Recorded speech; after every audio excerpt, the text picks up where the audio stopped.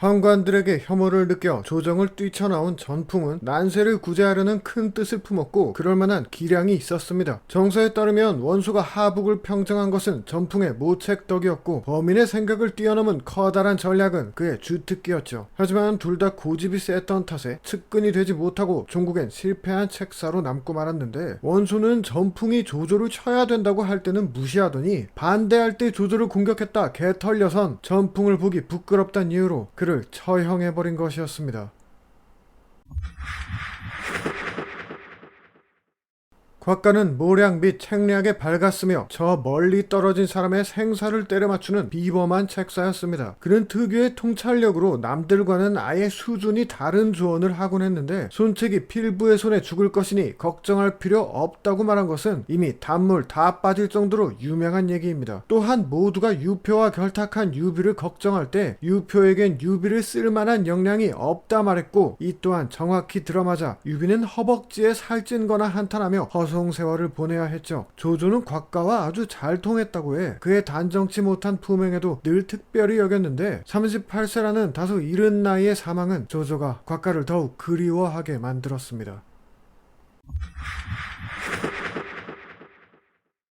젊었을 때부터 탐관오리를 조지고 다녔던 만총은 공신인 조홍과 가까운 사람이 법을 어기고 붙잡히자 미처 탄원하기도 전에 냅다 처형해버릴 만큼 단호박 같은 사람이었습니다. 이런 일면에 만총은 냉철하기 그지없는 책사이기도 했는데, 형주에선 조인을 꾸짖다시피 하며 관으로부터 성을 지키게끔 도왔고, 대오전선에선 복병으로 송권을 쳐바르는 등 본인의 전투력도 웬만한 장수 못지 않았습니다. 또 육손의 유인작전에도 넘어가지 않고 단지 바람이 부는 것을 보고 적의 야습을 예측하는 등 적의 계략을 간파하는 귀신 같은 촉은 삼국 제일이었습니다. 법정이 가세한 일에 유비는 승승장구 탄탄대로를 걸었습니다. 한중에서의 승리는 황권의 기획이었다고 기록돼 있지만 현장에서 직접 전술을 지휘한 법정의 지분이 그보다 못하지 않았으리란 건 분명합니다. 그가 정군산에서 적진을 내려다보며 던진 "지금 가히 공격할 만합니다" 한마디로 하후연은 황충에게 순식간에 끔살당하고 말았죠. 조조는 한중에서 퇴각할 때 천하의 명사들 중 오직 법정만 얻지 못했다 라며 통탄했고, 법정 때문에 진 거지 유비는 나를 못 이긴다 고 씩씩대는 등 법정의 존재를 전쟁의 패인으로 지목하기도 했습니다. 그리고 그 법정의 사망과 함께 유비의 전성기도 끝이 나버렸죠.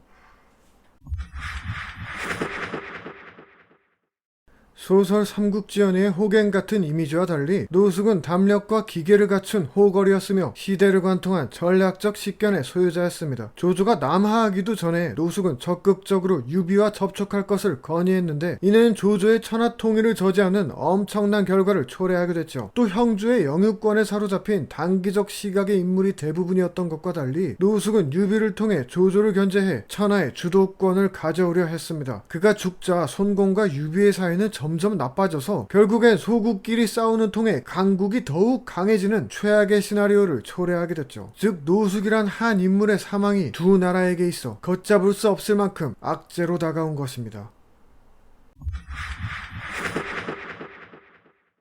인의를 중시하며 정도를 걷던 유비에게 거침없는 태도와 쓴소리를 아끼지 않는 방통은 그동안 곁에 있던 사람과는 완전히 다른 종류의 재능이었습니다. 방통은 제갈량보다 훨씬 능동적으로 유비를 움직였는데, 특히 한 번에 여러 개의 계책을 꺼내며 유비를 압박하다시피 해 이런 기세 덕에 유비도 마침내 유장을 공격하게 됐죠. 비록 전장에서 날아온 화살을 맞고 어이없게 사망하고 말았지만 천하의 유비가 방통을 무려 제갈량과 같은 직책으로 임명했다는 점은 그가 보통 책사가 아님을 짐작해 합니다. 황권, 법정 모두 그렇게 뛰어났는데도 유비가 그들을 제갈량과 동등하게 대우했다는 말은 없는 걸 보면 어쩌면 유비는 방통이 살아있었을 땐 드래곤볼 다 모은 거나 마찬가지였던 것 아닐까요?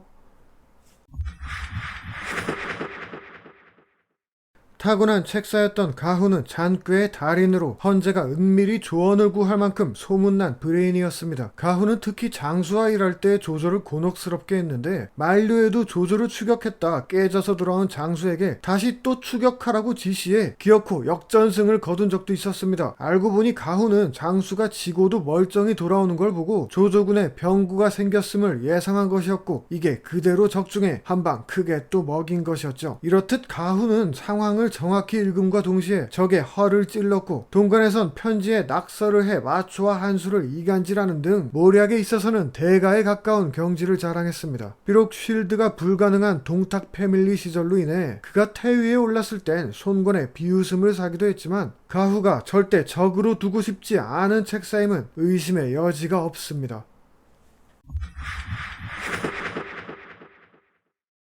하비성에서 수공을 걸어 여포의 전투력을 바닥까지 치게 만든 것, 백마에서 계책으로 알량을 본대와 분리시키고 미끼작전으로 문추를 죽인 것, 관도에선 서항을 시켜 원소군의 수송대를 불태우고 이후 가후와 함께 오소 습격작전에 찬성한 것, 원담이 항복해오자 다른 이들이 유표를 쳐야 한다고 말할 때 지금이 원가의 땅을 모조리 뺏을 기회라고 주장해 결국 조조가 하북을 평정하게 한 것. 자, 이 모든 걸 가능하게 한 순유보다 어느 누가 전쟁에서 더 뛰어난 책사였다고 할 수 있을까요? 그야말로 책략의 프로페셔널이며 전투의 설계자였던 순유는 외유내강의 표본이며 가장 겸손한 전투형 책사일 것입니다.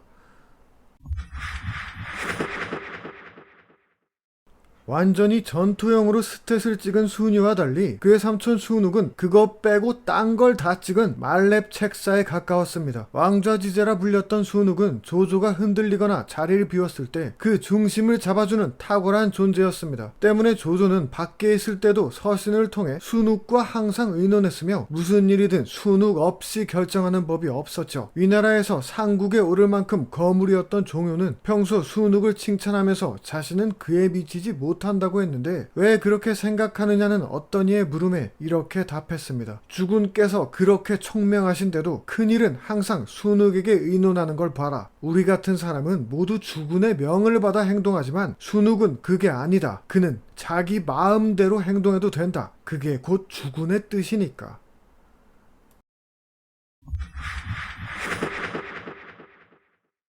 저는 이번 최고의 책사편에서 가능한 책사의 이미지에만 집중된 인물을 선정하려 했습니다. 때문에 최고의 지장편에서 이름을 올렸던 인물들 및 책사보다 리더에 가까운 인물들은 랭킹에서 제외했어요. 하지만 그럼에도 저는 정말로 삼국지 최고의 책사가 사마이라고 생각합니다. 내 사실 지휘관 시절의 사마이는 제갈량을 상대하는 통에 종종 실수를 저질렀지만 지휘관이 아닐 때의 사마이는 타의 추종을 불허하는 천상계급 책사였습니다.